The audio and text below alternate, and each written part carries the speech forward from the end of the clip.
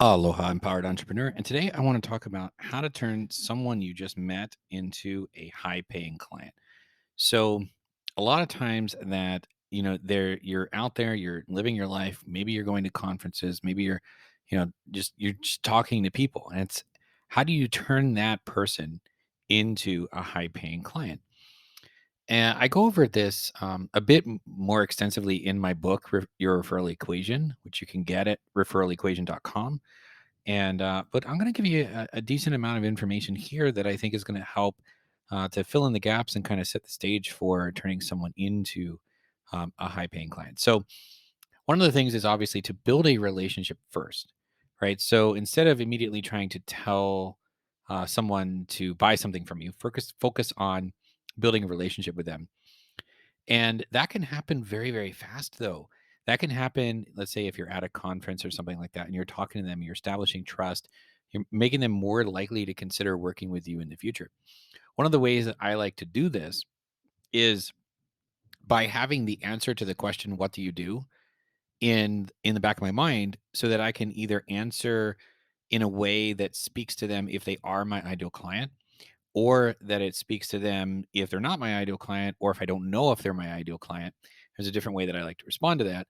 And then basically, there's opportunity to connect further, to engage further, to help them get a particular result, right? So that leads me into the next one, which is to provide value. So making sure that you're offering valuable insights, resources, advice, establishing yourself as an authority in your field, making them more likely to work with you. Especially, it comes down to what I talk about in your referral equation. To be totally transparent, because the more unique you are, the more that the way that the approach that you take, what you do, how you do it, the fact that it's solving something that they haven't been able to solve before, the more that you're the only one who can do it, the more likely they are to then work with you. Because then it's just a matter of making sure there's a need for them to have that particular result, and then they're more likely to work with you, right? So which brings me to the next one, which is listening to their needs, right? So making sure that you hear what it is they need, understanding their pain points,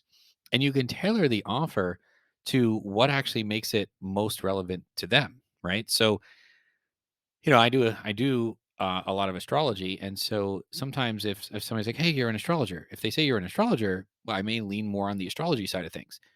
If they say, "Oh, I heard you're a copywriter." Yeah, and then depending on what they need will help me position how I actually respond, right? So if they're like, "Oh, I'm looking to grow my business," and getting a sales page done or something like that, I'm going to lean more on the copywriting side than I am on the astrology, unless I'm like, "Okay, well, what's your pain point? Where are you stuck?" "Oh, I just, I need to get my website to convert."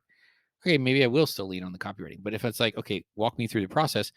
And if it leans into something that the astrology is actually the better offer, then I'm actually able to tailor the offer more toward them.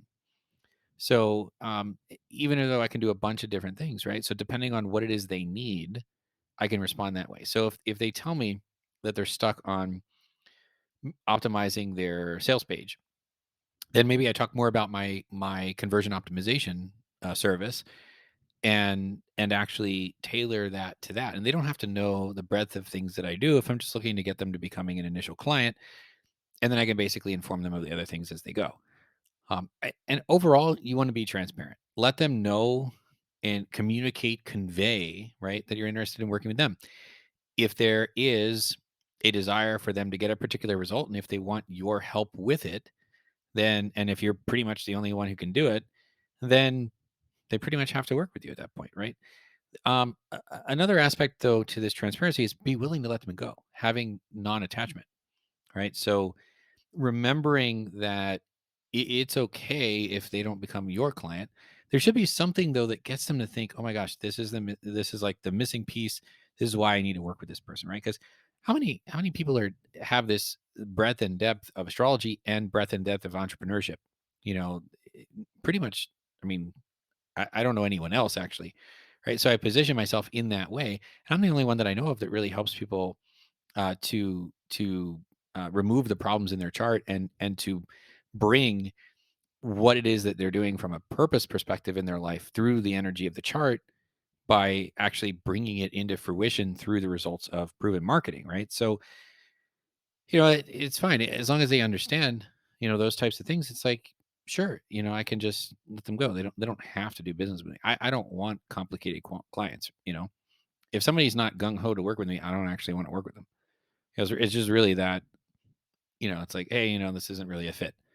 It might actually be a fit on paper, but it might not be a fit personally, right? So I'm just totally transparent in that regard.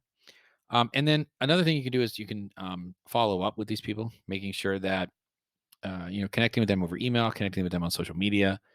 There's lots of different ways that you can connect and follow up, and just staying in touch, sharing wins, asking, working together, helping together, that type of thing.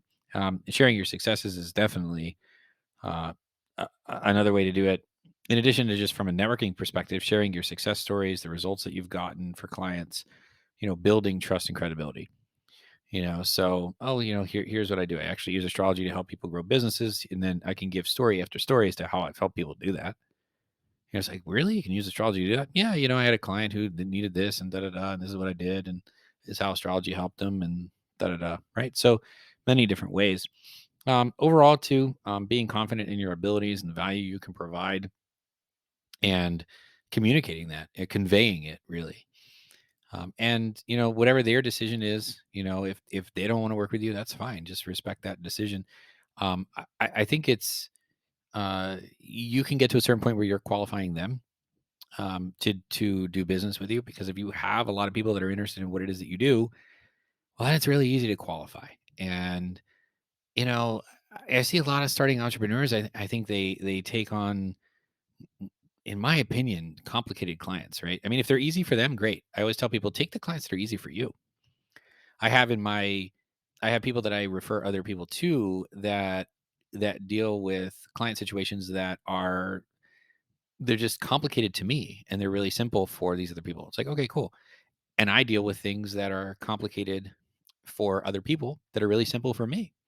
And so, it's just a matter of, being willing to figure out, how accurate, how clear is this person, to being that person. And so I actually go over in your referral equation. I actually have this whole process where where basically I'm able to take what it is that they provide in conversation, use that to establish trust, to build a relationship, and then as a result, move that conversation to some form of scheduled call or whatnot, and then from the scheduled call, providing value, and then moving them into a high ticket offer, um, et cetera, et cetera. Right. So a lot of times with the meeting face to face, you can move them into a low ticket offer pretty straightforward.